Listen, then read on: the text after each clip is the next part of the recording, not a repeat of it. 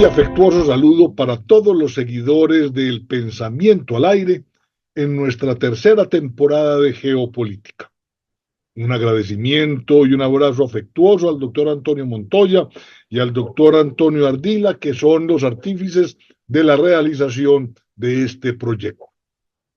Vamos a iniciar a partir de hoy una serie de reflexiones alrededor de la historia de las grandes religiones de la humanidad. Es un tema apasionante, interesante, que tiene historia, que tiene datos, que tiene personajes, que tiene consecuencias directas, indirectas y colaterales en la vida de nosotros los humanos. Es un tema que enfrentaremos con todo respeto, puesto que cada quien es libre de profesar la creencia religiosa que quiera, teniendo en cuenta, eso sí, que gracias a la evolución de pensamiento es la tolerancia la que nos permite ser respetuosos con las opiniones del otro. Todos tenemos cosas buenas, todos tenemos cosas malas. La intención es que las religiones nos han acompañado a través de la historia. Primero alguien dirá como mitologías, alguien dirá después como explicaciones a aquello que no entendemos, y alguien dirá posteriormente que es como la conclusión obvia a partir de la razón de nuestra insignificancia y del reconocimiento de seres superiores. En ese orden de ideas, pues vamos primero a reconocer que las grandes religiones han nacido como búsqueda y respuestas a resolver los misterios, lo cual nos vuelve trascendentes. ¿Yo quién soy? ¿Yo dónde estoy? ¿Por qué estoy aquí? ¿Y qué pasa cuando yo muera?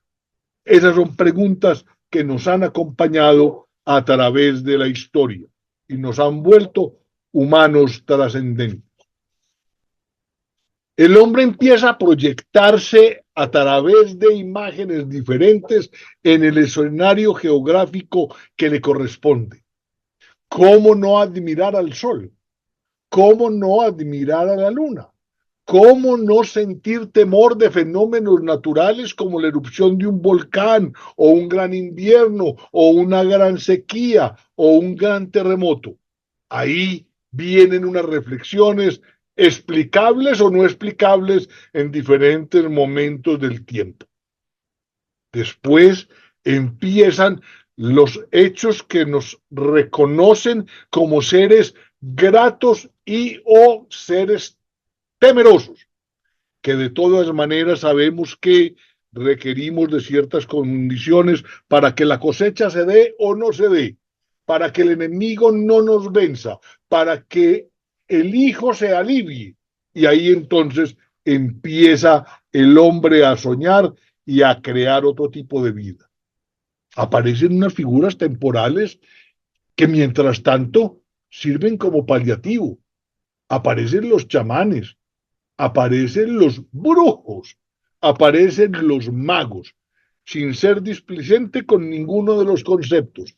Aquellos que de alguna manera tienen o unas potencialidades diferentes al humano promedio, o son capaces a través de ciertos alucinógenos de mirar cosas que un ser normal no ve, o simplemente porque a través de la malicia son capaces de imponerse a los demás a través de la convicción y el temor. Digamos que de alguna manera, mientras el hombre fue nómada, las religiones fueron secundarias.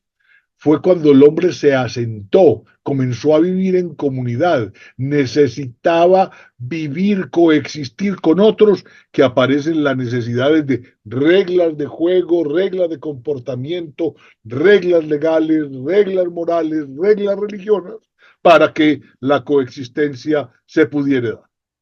simplemente por mencionar, porque no podemos caer simplemente en las religiones que hoy están vigentes. Por muchos siglos, el zoroastrismo se impuso en diferentes partes del planeta. Su fundador fue Zoroastro, la deidad era la Aura Mazda, las ramas principales parsis y los iraníes, y de alguna manera era monoteísta. Irán, la antigua Persia, fueron el epicentro de esta religión. Y aparece también el jainismo. El jainismo tiene que ver con básicamente ciertos territorios y poblaciones de la India, donde los jainas o jainistas trabajaban alrededor de Mahavira, que fue su fundador. Aparece también el animismo, y esto para nosotros es importante porque es una corriente más o menos reciente del antropólogo Edward Taylor, que es así como la visibiliza, que es que la cultura primitiva le daba animosidad, le daba vivo a los seres inanimados. Entonces un dios se representaba en una piedra, o en un árbol, o en el sol, o en una estatua X, Y o Z. Y entonces aparecieron las interrelaciones, los intercambios, las relaciones entre las deidades y los humanos. Aparece también un híbrido ahí todo extraño, que son los tabús. Estaban representados por una serie de reglas negativas. No haga, esto no se puede, esto es contradictorio, esto es equivocado, ¿cierto? Muchas veces todavía en ciertos modelos pedagógicos educativos, el tabú, para algunas religiones también, sigue siendo un instrumento bien importante. El miedo, la negación, la represión, cosas todavía no superadas, no superadas. Aparece el totemismo, que es el conjunto de creencias y manifestaciones espirituales vinculadas al tótem, lo que mencionábamos, las figuras que se convierten sagradas. En estas charlas el objetivo es muy simple: acceder a las riquezas conceptuales, filosóficas, comunicacionales, políticas, económicas, militares de las grandes religiones. También redescubrir los valores de la propia religión como esencia. Y lo otro, potenciar el respeto, el diálogo y el enriquecimiento mutuo alrededor de la multiculturalidad y también las multicreencias. Eso nos lleva, por ejemplo, a reconocer que muchos de los calendarios que hoy utilizamos y están vigentes en el mundo son sistemas de medición que de alguna manera reflejan acontecimientos históricos, hechos culturales o religiosos en diferentes partes del mundo y en diferentes sociedades.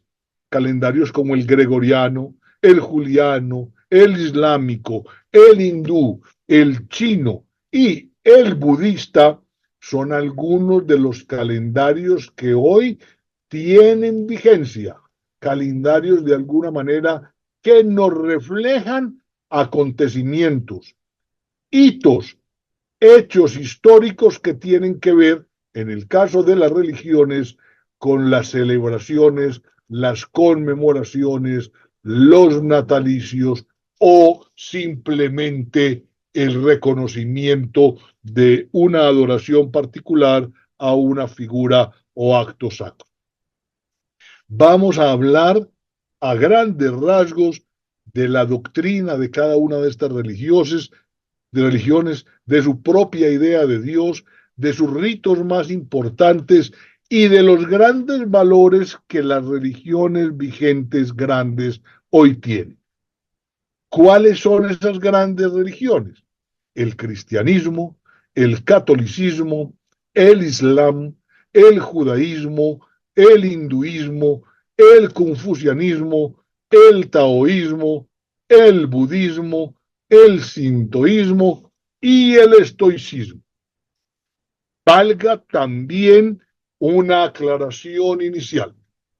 Dicen algunos estudiosos, algunos investigadores, algunos filósofos y teólogos que uno de los mayores logros de la humanidad ha sido construir o reconocer el concepto de monoteísmo.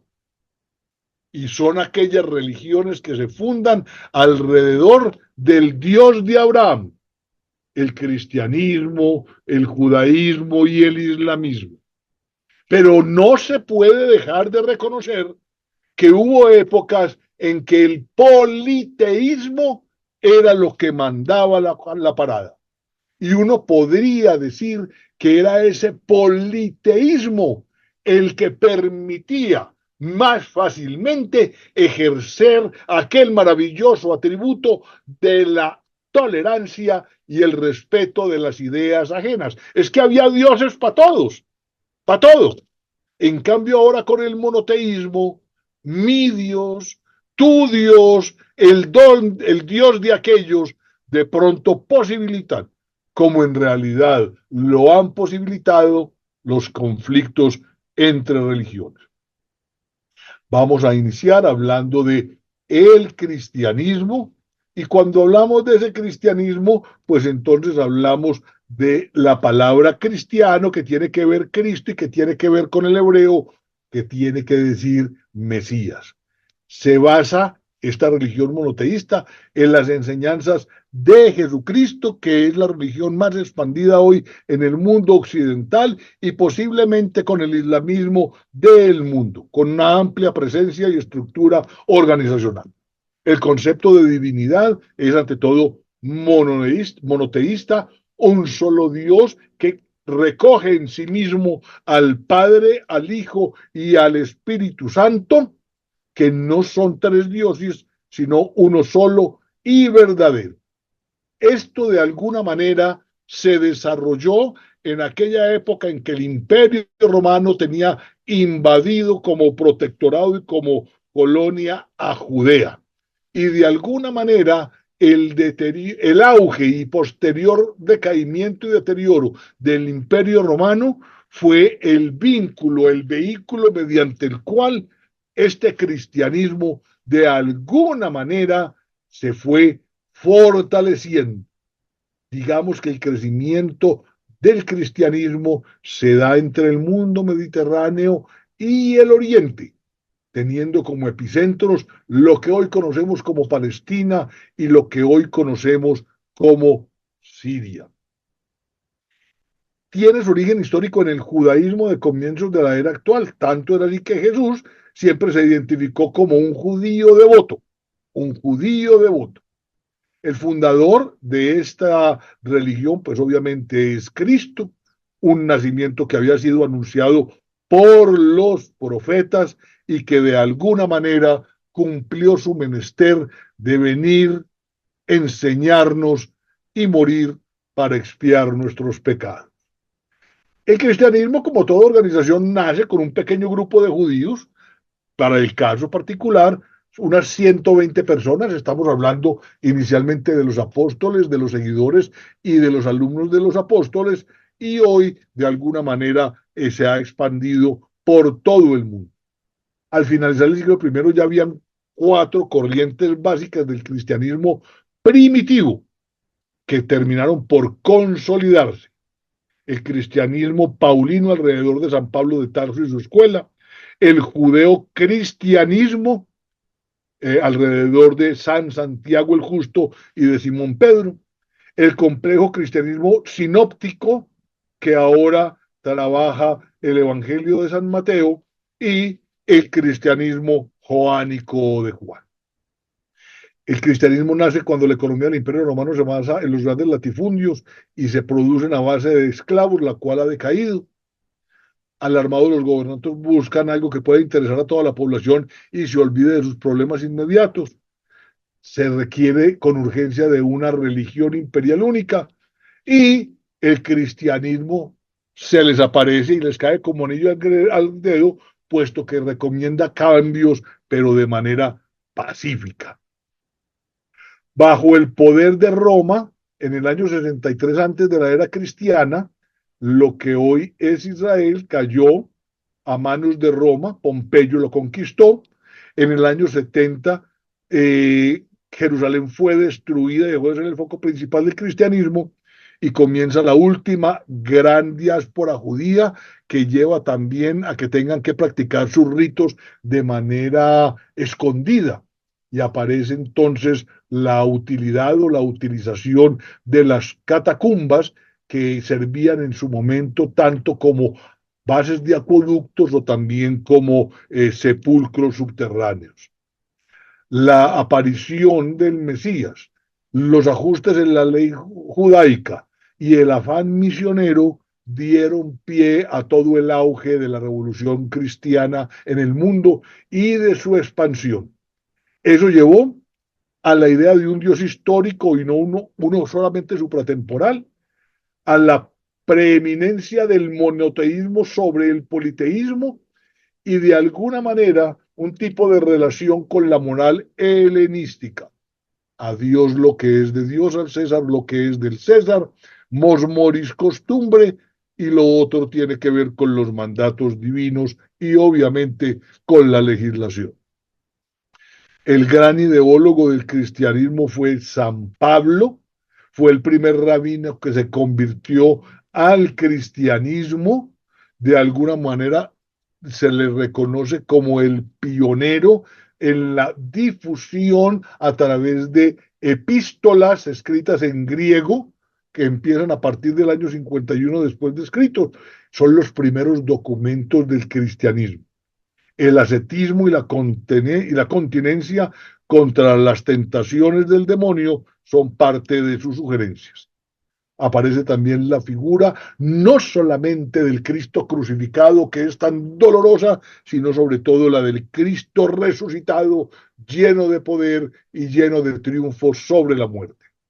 Aparece la institución del papado, que es una de las instituciones más antiguas, de pronto junto con la de los emperadores chinos y japoneses. Eh, de alguna manera, durante la Edad Media, el Papa se convirtió en el símbolo de la civilización romana en Occidente o lo que iba quedando del Imperio Romano. Las palabras de Pedro, la profecía sobre Pedro, la sentencia de Jesús sobre Pedro, Pedro, tú eres piedra y sobre ti construiré mi iglesia, dieron pie a la organización y estructuración de uno de los andamiajes organizacionales, ideológicos, religiosos más importantes del mundo. Del mundo. Mucho le debe el cristianismo y el papado al emperador Constantino. En el edicto de Milán del 313 se le otorgó a la población libertad de culto. También Constantino patrocinó, el concilio de Nicea, donde se creó un credo oficial con el fin de fortalecer los principios y combatir la herejía. El señor Constantino, el emperador Constantino, donó tierras y fondos para la construcción de una sede episcopal. Constantino, mientras tanto, fundaba a Constantinopla, a donde se mudó, y esto dejó un gran vacío de poder en Roma, que fue paulatinamente ocupado por la autoridad y el prestigio del obispo de Roma, que se convertiría o sería reconocido como papa. Es de mirar que las intrigas palaciegas, los reyes y los emperadores de turno acudían al papado para buscar sus favores y su legitimación. Muy bien. En el siglo IV, Teodosio estableció el cristianismo como religión única. Damaso I luchó con las armas contra Ursino, que pretendía usurpar la sede papal. Roma fue destruida en el 452 por las tribus germánicas, pero el Papa León I se encargó, mediante manejos importantes en aspectos diplomáticos, de persuadir a Tila para que se fuera de Italia. Roma cayó en 476 y León I fue el primero que utilizó el apelativo de Papa. Muy bien. En el 754 Pepino el Breve le regaló al papado las tierras que constituirían hoy el Vaticano y en el año 800 el Papa consolidó esto mediante un documento, algunos dicen que falsos, para legitimar su poder y la donación que en su momento le hizo Constantino. Este palacio de época renacentista fue construido sobre otro de características medievales. Este es el mapa actual de la ciudad del Vaticano. Digamos que el Imperio Romano y el cristianismo van de la mano y que el cristianismo nació durante lo llamado Pax Romana. Las fronteras del imperio fueron las que motivaron las misiones cristianas y la expansión no solamente del imperio, sino también del cristianismo. Se extendió el griego en Occidente, en Oriente y el latín en Occidente, lo que favoreció la propagación del cristianismo y así como la red de carreteras del Imperio Romano. La relación entre clero y feligreses derivó de la relación entre la curia y el pueblo, así como la jerarquía administrativa imperial que estaba compuesta por vicarios, prefectos, diócesis y demás. Hay gran influencia entre el Imperio Romano y el cristianismo. Digamos que romano es el derecho canónico. Romanas son las categorías que informan al papado, la religio, pieta, sacramentum sanctus.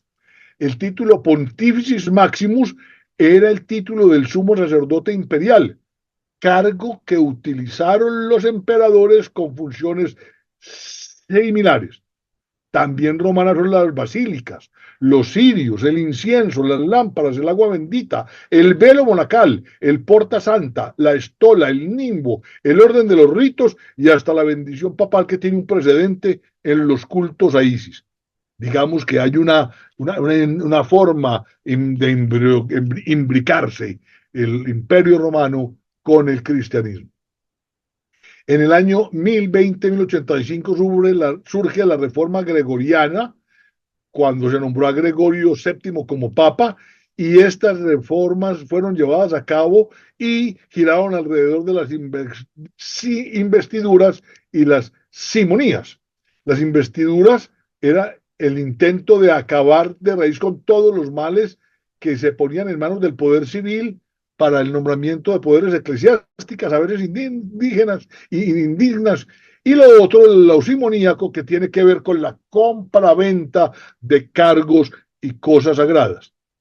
Hablamos de Simón el Mago y su secta de los simoníacos. En el siglo XI y XIII tuvieron lugar las llamadas cruzadas, que fueron organizadas con el propósito de rescatar los lugares santos en tierras santas, donde vivió y murió Jesucristo. Esto dio pie a la consolidación de la relación entre la Iglesia y los poderes temporales europeos, que muchas veces hacían negocios y negociados con el papado. Estas cruzadas fueron organizadas por papas, reyes y emperadores. Se llamaban cruzadas porque llevaban tejida una cruz en su ropa, una cruz roja con los distintivos de la fe en Cristo. Digamos que el siglo XVI al XVIII mostraba una época de esplendor en la iglesia, pero también tuvo un costo y una tragedia para la propia iglesia y el cristianismo. Y es la aparición de Lutero que desembocó en el cisma y la creación del protestantismo. Protestantismo. Estamos hablando del año 1518. Al desgarre de la fe cristiana en el continente siguió muy pronto la separación de Inglaterra en 1531 y nació la Iglesia Anglicana. Entonces empieza a haber facciones alrededor del tronco cristiano, el protestantismo y el anglicanismo. Muy bien. La Iglesia sufrió y los cristianos sufrieron múltiples persecuciones. Sobre todo se iniciaron las fuertes con el momento del emperador Nerón. Desde este emperador se empezó a perseguir a muerte a los cristianos. La mayoría de ellos alcanzaron la categoría de mártires y son comunes las escenas que ustedes y yo hemos visto en el Coliseo Romano cuando se los entregaban a las fieras para que los devoraran. Era también muy emocionante ver cómo los cristianos se arrodillaban, oraban y cantaban previo a que las bestias fueran soltadas en ese escenario. La idea era que las persecuciones se dieron porque los cristianos se volvieron disque enemigos del Estado, son impíos y atraen las maldiciones de los dioses, cometen crímenes terribles y generan unos ritos misteriosos y causan división dentro del imperio. Como vemos, son inventos amañados por parte del poder imperial para poder seguir trabajando con esa máxima que después nos pondría sobre la mesa Maquiavelo. Divide y vencerás. Y si no tienes enemigos, pues tienes que crearlos para poder distraer las atenciones. Digamos que cuando subió al trono Constantino el Grande, terminaron las persecuciones y de alguna manera se consolidó cuando Constantino derrotó a Magencio en las puertas de Roma. De ahí en adelante, la iglesia se consolidó.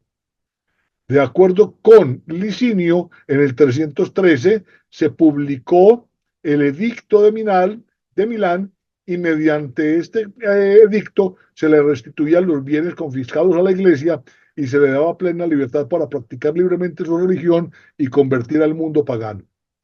2000 años después de su fundación, se dice, y estos son números estimados, el cristianismo tiene alrededor de 2.300 millones de fieles en el mundo, con sus tres ramas, los católicos, los ortodoxos y los protestantes. El cristianismo se vislumbra así en su ubicación geográfica en el mundo, se sigue trabajando con sus libros tradicionales sagrados, la Biblia que consta de 73 libros, el Antiguo y el Nuevo Testamento. El Dios cristiano es omnipotente, omnipresente y omnisciencia, que sabe todas las cosas. Es el principio y el fin de todo, infinito. Es un Dios vivo que no necesita alimentarse y se caracteriza esta religión por el dogmatismo religioso que determina la trinidad de la deidad de Cristo, pues se le reconoce la dignidad humana, la cualidad de Dios y se establece la trinidad de Dios Padre, Dios Hijo y Dios Espíritu Santo, que son el mismo ente, pero en tres presencias místicas. Existe la dualidad humana divina de Cristo y Cristo la reconoce como el único Dios, pero que cumplía con todas las cualidades y sentimientos humanos, ya que Cristo se hizo igual a los hombres. Los principales rituales del cristianismo giran alrededor de la celebración de la misa, la Eucaristía, la oración y la confesión. Asimismo, aparecen una serie de sacramentos como el bautismo, la penitencia, la Eucaristía, la confirmación, el ordenamiento sacerdotal, la unción de los enfermos y el matrimonio. Muy bien. El humano en el cristianismo es bonito porque es creado a imagen y semejanza de Dios, es un ser dual compuesto de cuerpo y alma, un ser incompleto pero con capacidad de ser libre para construir y orientar su vida sin ataduras ni condicionamientos, y reconoce a hombres y mujeres como iguales. La promesa del cristianismo gira alrededor de la resurrección, de la vida eterna en el cielo o en el infierno, de acuerdo como se hubiera manejado en la tierra, de protección y beneficios en vida y de castigos por llevar una vida incorrecta. Esto lleva también a su aproximación con los principios éticos que se asocian con los ideales, las virtudes y los mandamientos, los etas. Asimismo, tiene que ver con tratemos a los demás como queráis que los demás os traten a ti, a partir de la ética cristiana fundada en el amor a Dios y el amor al prójimo, donde nace el concepto de caridad, que junto con la fe y la esperanza se dan las virtudes teologales, que finalmente se juntaron con las cardinales de la prudencia, la justicia, la fortaleza y la templanza. Aparecen y se rescatan los 10 mandamientos como que si fueran el cauce normal de la moralidad. Amarás al Señor tu Dios, no adorarás ídolos, respeta el nombre del Señor, santificar las fiestas, honra a padre y madre, no matarás, no adulterarás, no robarás, no mentirás y no codiciarás los bienes ajenos.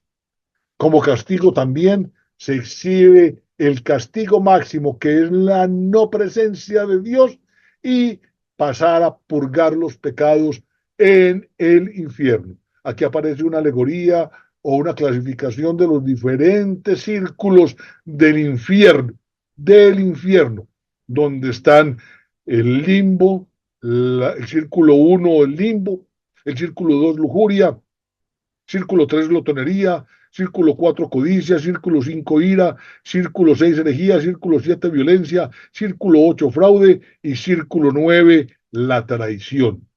Aquí aparece el año litúrgico, nuestro calendario propio, las diferentes ramas propias del catolicismo, del cristianismo, que devienen en católicos, ortodoxos, armenios, también calificados como monofisistas.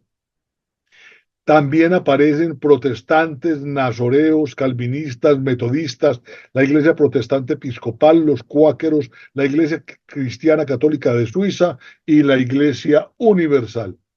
Vemos aquí de manera esquemática las características del cristianismo con respecto al libro sagrado, creencias, vertientes, liturgias y festividades, el cristianismo en el mundo, cómo se consolidan los principios, cómo se irradia a través del escenario geográfico y cómo sus principios son divulgados.